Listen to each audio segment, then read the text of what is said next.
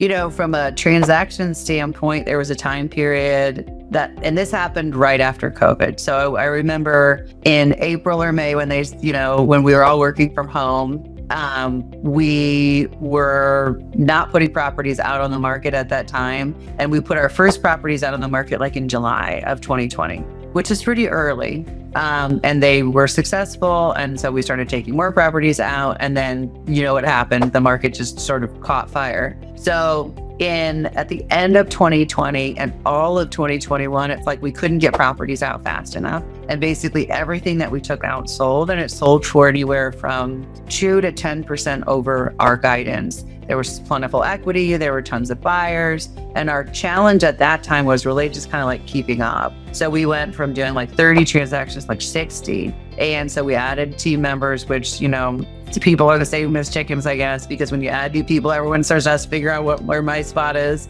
and so forth. And so the challenge in that was, from a broker's perspective, was 1, to keep up, and 2, to add value. Because if owners could send out a T12 and a rent roll at that time, and if they could hit pricing, lending was easy, cap equity was plentiful. It was fairly easy to get transactions done at that time. And our biggest challenge was to communicate to owners that these aren't like commodities. Like this is still a transaction that has lots of nuances, and it does require someone to lead them